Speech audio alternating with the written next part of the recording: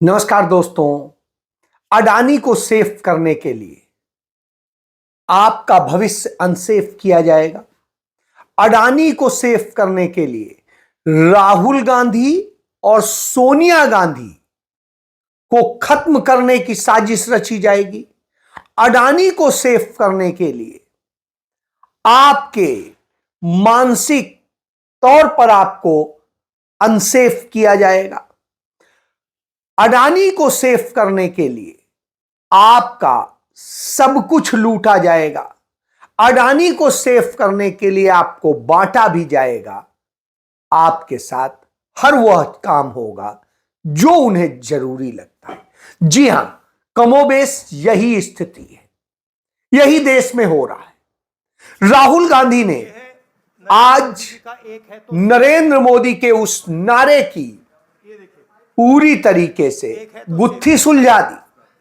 जो उन्होंने कहा था एक है तो सेफ है, तो राहुल गांधी ने वह सेफ खोल दी। और जब सेफ खोली तो उससे कौन निकला? उससे अडानी और नरेंद्र मोदी की परम मित्रता निकली है। हम आपको ये दिखाना चाहते हैं, नरेंद्र मोदी के द्वारा की जा रही, अडानी के जरिए कराई जा रही आपसे लूट के प्रमाण निकले। वह मास्टर प्लान निकला जिसमें अडानी को लाखों करोड़ का मुनाफा होता है। तो यह लूट का जो माल है वह सेफ होता है जब एक होते हैं नरेंद्र मोदी, गौतम अडानी, अमित शाह और उनकी पूरी गैंग। बस यही तो संदेश।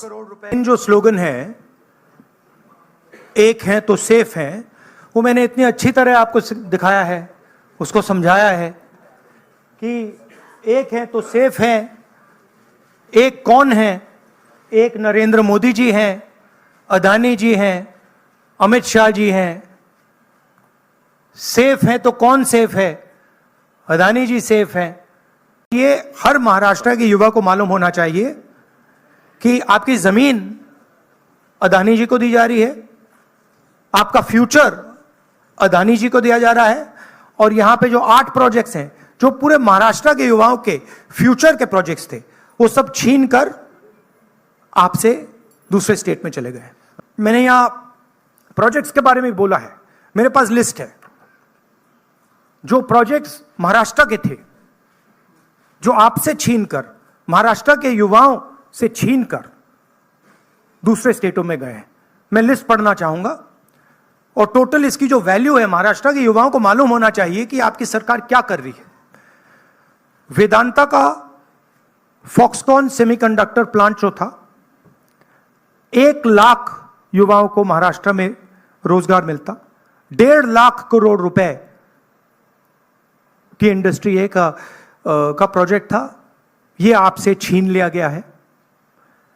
टाटा एयरब्रश प्रोजेक्ट, 6000 युवाओं को हाईली टेक्निकल रोजगार मिलता। 1.8 लाख करोड़ रुपए का प्रोजेक्ट है, यह आपके हाथों से छीन लिया गया है। IPhone manufacturing plant, 75,000 jobs Maharashtra के युवाओं को मिलते। 2 लाख करोड़ रुपए का प्रोजेक्ट था, यह आपके हाथ से छीन लिया गया है। International finances service centre, 2 lakh युवाओं को रोजगार मिलता। 1.63 लाख करोड़ का प्रोजेक्ट है, यह आपके हाथ से छीन लिया गया है। गेल पेट्रोकेमिकल प्रोजेक्ट, 60,000 करोड़ का प्रोजेक्ट है, 20,600 युवाओं को रोजगार मिलता, यह आपसे छीन लिया गया है। बल्क ड्रग पार्क, 80,000 युवाओं को रोजगार मिलता, 3,000 करोड़ का प्रोजेक्ट है। सेमीकंडक्टर प्लांट्स, 90,000 करोड़ के प्रोजेक्ट्स हैं, 3 लाख युवाओं को रोजगार मिलता। आपको बांटकर आपका सब कुछ छीना जाता है। नारायण कृष्ण मूर्ति कहता है कि इस देश के लोगों से 84 घंटे काम लेना चाहिए। 84 घंटे की बात करता है हफ्ते में। और क्यों यह करता है? क्योंकि उससे मुनाफा किसे होगा? उससे मुनाफा अडानी को होगा, उससे मुनाफा कृष्णमूर्ति को होगा, उससे मुनाफा तमाम उन पूंजीपतियों को होगा जो जनता के खून को चूस लेना चाहते हैं।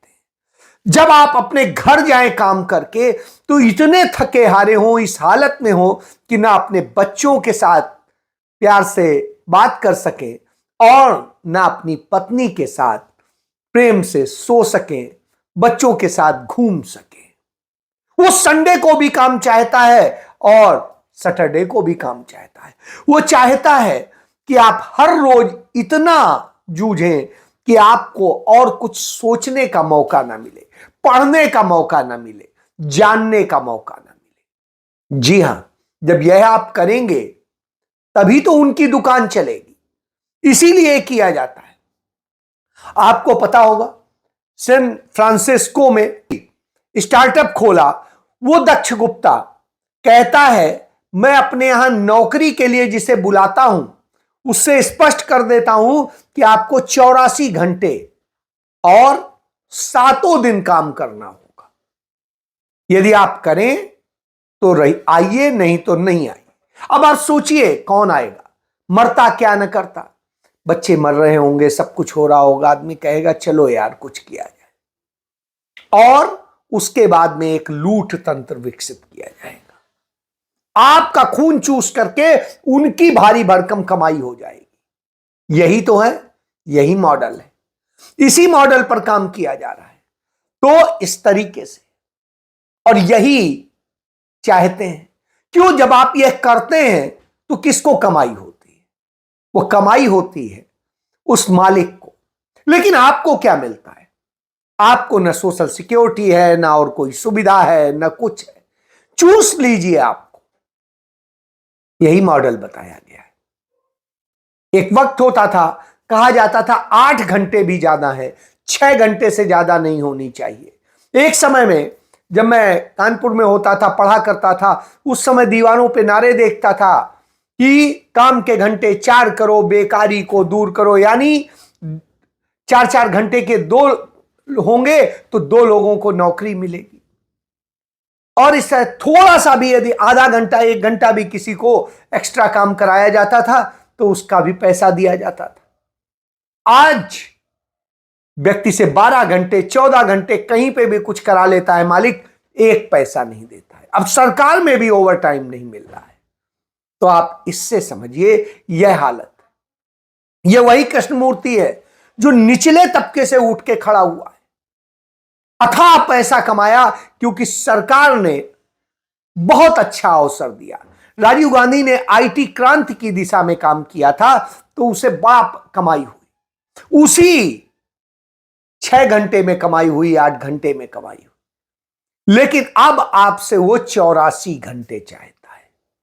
सोचिए आप, उसने तो तिजोरी भर ली, सबसे बड़ी भारत की आईटी कंपनी बना ली, और यह सब अपनी बेटी की शादी ब्रिटेन के प्रधानमंत्री से कर दी, और आपको कह रहा है कि यह करिए। उसकी बेटी जो है वो वहां की सबसे बड़ी रईस महिला है।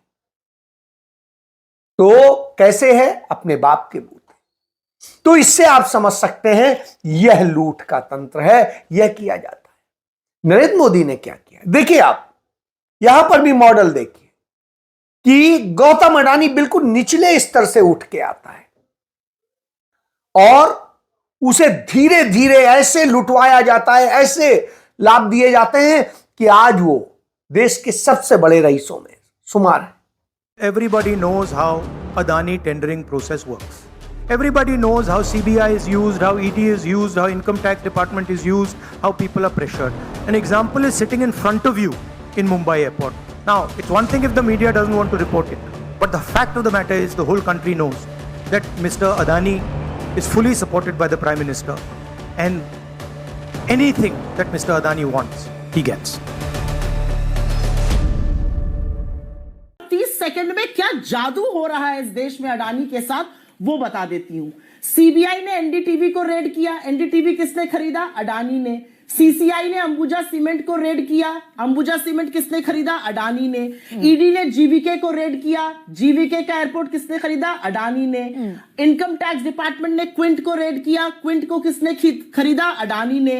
इनकम टैक्स डिपार्टमेंट ने नेल्लोर कृष्णापट्टनम पोर्ट को रेड किया। किसने खरीदा वो पोर्ट? अडानी ने। और सबसे बड़ी बात, संघी सीमेंट को खरीदना चाहता था श्री सीमेंट। श्री सीमेंट क्या रेड हो गई? किसने खरीदा संघी सीमेंट? अडानी ने।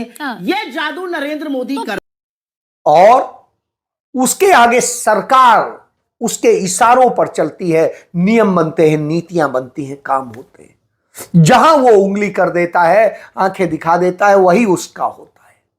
उसके लिए चाहे ईडी, सीबीआई, इनकम टैक्स, किसी का इस्तेमाल करना हो, तो राहुल गांधी वही बता देते हैं। और बता देते हैं कि किस तरीके से अडानी को देने के लिए क्या क्या खेल किए गए। राहुल गांधी यह भी बताते हैं कि सच आपके सामने ना आए, इसके लिए जुडिशियरी में, इसके लिए मीडिया में, इसके लिए तमाम संवैधानिक संस्थाओं में, सब जगह इनके लोग भर दिए जाते हैं। इनकी इच्छा के अपॉइंटमेंट होते हैं। चैनलों के, मीडिया हाउसेस के मालिक कौन है? अडानी अंबानी जैसे चंद पूंजीपति हैं जो आरएसएस बीजेपी से जुड़े हुए हैं या जो उनके लिए काम करते हैं। तो इसलिए वो जनता की बात नहीं करते और जनता के दर्द से उन्हें कोई सरोकार नहीं। इससे क्या होता है? सच सामने नहीं आता, आपके बच्चों का भविष्य खराब किया जाता है। आप देखिए कि इजराइल का जब युद्ध हो रहा है तो भारत के करीब 40,000 युवा वहां भेज दिए गए मौत के मुंह में वो करने के लिए। इसी तरीके से रसिया में भेज दिए गए। हमारे यहां मजबूरी है, रोजगार नहीं मिल रहा है तो हम मजबूरी में ये कर रहे हैं। तो इस तरह के हालात, और आपको ये बांटते हैं। कैसे बांटते हैं वह भी बताता हूं। आप देखिए मणिपुर में कैसे बांटा है। मैतेई, कुकी और इसकी लड़ाई करा के आज वहां नफरत का माहौल किया गया है। कब हुआ है यह? जब भारतीय जनता पार्टी की सरकार। मणिपुर में जो हो रहा है पूरे देश को मालूम है। 1.5 साल हो गए, 1.5 साल हो गए मणिपुर हिंदुस्तान का स्टेट है, मगर प्रधानमंत्री आज तक मणिपुर नहीं गए हैं। और मणिपुर में मैं गया हूं, मैंने अपनी आंखों से जो हो रहा है देखा है। हमारी पूरी सपोर्ट है। हमने सरकार को कहा है कि जल्दी से जल्दी हिंसा को बंद कीजिए, मगर नहीं हो रहा है। और इसमें वेस्टेड इंटरेस्ट किसी का तो है। होम मिनिस्टर जी को अपना काम करना चाहिए, मगर किसी ना किसी कारण होम मिनिस्टर अपने काम में इंटरेस्ट नहीं ले रहे हैं। मगर जो मणिपुर में हो रहा है पूरा देश जानता है बिल्कुल गलत हो रहा है, और हिंसा को एकदम वहां पे बंद होना चाहिए। नफरत के बाजार में मोहब्बत की दुकान। हमने मैसेज दिया कि अगर आप नफरत फैलाओगे तो आग लगेगी, और बीजेपी के लोगों ने नफरत फैलाई है और इसीलिए आग लगती है। आग को सिर्फ कांग्रेस पार्टी मिटा सकती है, क्योंकि हम मोहब्बत की बात करते हैं, भाईचारे की बात करते हैं, और हम नफरत को मिटाते हैं। दोनों जगह डबल इंजन की सरकार है, और उसमें एक किया गया और आपके हक छीने गए।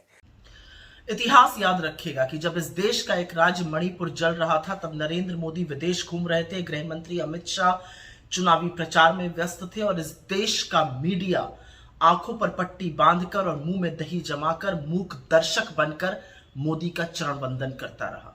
इतिहास सब याद रखेगा। लानत है। अब इसी तरीके से आप देखिए बांग्लादेश में हो रहा है। वहां पर भी जैसे हिंदुस्तान में हो रहा है कि यहां पर संघ के लोग कहते हैं हिंदू राष्ट्र बनाओ क्योंकि हम 80% है, वैसे ही वहां कह रहे हैं कि हम 90% हैं, हमें मुस्लिम राष्ट्र बनाओ। यही स्थिति देश की आजादी के पहले थी। मुस्लिम लीग और हिंदू महासभा मिलकर सरकार चलाते थे 3 राज्यों में, और वही प्रस्ताव पारित करते थे कि हम एक साथ नहीं रह सकते हैं, बांट दो, 2 देश बना दो, एक मुस्लिम राष्ट्र, एक हिंदू राष्ट्र। यह स्थिति। तो आप इससे समझ सकते हैं ये वही मॉडल चलता है। आप इसमें फंसिए, आप बटिए, आपको बांटा जाएगा, लेकिन वो एक रहेंगे। कौन एक रहेंगे? वो पूंजीपति एक रहेंगे, वो राजनेता जो उनके टट्टू हैं वो रहेंगे, और इसी तरीके के तमाम सारे लोग रहेंगे। नरेंद्र मोदी ने किया क्या देखिए आप, सारे पोर्ट हो, एयरपोर्ट हो, सब कुछ तो अडानी को सौंपा है। अब चूंकि राहुल गांधी और गांधी परिवार इसके खिलाफ हमला करता है, कांग्रेस इसके खिलाफ हमला करती है, तो कांग्रेस को तोड़ने के लिए किस तरीके से साजिशें रची गई। आए दिन कांग्रेस के कभी नेता तोड़े जाएंगे, कभी कोई तोड़ा जाएगा। जो कमजोर कड़ी मिल गई वो तोड़ लिया गया, या खरीद लिया गया, या और कुछ हो गया। लेकिन एक ही सिर्फ है इस देश के अंदर, वो है गांधी परिवार, जो न बिकता है, न टूटता है, न किसी के आगे झुकता है। तो अब उसको खत्म करने के लिए साजिश रची जाती है। 2023 में जब राहुल गांधी ने बड़ा कड़ा हमला बोला था, तब राहुल गांधी और सोनिया गांधी जिस विमान से आने को थे, वो खराब विमान किया गया, जिसका वाल्व 5 बार खराब हुआ था। बावजूद इसके उसी विमान से लाया गया और रास्ते में उनका दम घुटने लगा, उन्हें मास्क पहनना पड़ा और सब कुछ। अंत में जबरन वह विमान उन्होंने भोपाल में उतरवा लिया, नहीं तो शायद हमारे बीच राहुल गांधी और सोनिया गांधी नहीं होते। यह बात डीजीसीए ने अपनी रिपोर्ट तक में कह दी है। अब आप समझ सकते हैं कि कितनी बड़ी साजिश रची गई थी। इसके अलावा भी कई चीजें हुई। भारत जोड़ो यात्रा के दौरान और भारत जोड़ो न्याय यात्रा के दौरान कैसे कैसे उनकी सुरक्षा में चूक की गई और कैसे उनको खत्म करने की कोशिश की गई, वो सब कुछ सामने। तो आपका भविष्य, आपके बच्चों का भविष्य, क्योंकि जिस तरह का माहौल बनाएंगे, इसके बाद आपके बच्चों को रोजगार नहीं मिलेगा, तो इजराइल जैसे और तमाम लड़ाई वाले देशों में जाएंगे। यदि आप शांतिप्रिय देशों में जाएं और काम करें, रोजगार कमाएं, अच्छा आगे बढ़ें, बिल्कुल अच्छा लगेगा। लेकिन युद्धरत देशों में आपको जाने के लिए मजबूर किया जा रहा है और उसके लिए सरकार काम कर रही है। तो आपको बांटेंगे, खुद एक रहेंगे, सेफ रहेंगे, यही इनका असली नारा है। और यह बात सामने आ गई। आपको बांटने के लिए कभी लब जिहाद, कभी कुछ, कभी घुसपैठिया, कभी कहीं कुछ बताते हैं, और खुद नहीं बताते हैं कि कैसे उन्होंने किसान को अनसेफ किया है, महिलाओं को अनसेफ किया है, और इस देश के युवाओं को अनसेफ किया, उनके भविष्य को अनसेफ किया है। रोजगार मिल नहीं रहा है, शिक्षा बर्बाद कर दी है, और महंगाई ने लोगों को मरने के लिए मजबूर कर दिया है। ऐसे में राहुल गांधी जब सच बताते हैं तो उन्हें भी अनसेफ किया जाता है। यह सत्य है। और इसके बाद में मोदी की तिजोरी में अडानी सेफ हो जाता है। इसलिए इस नारे का मतलब समझिए। जय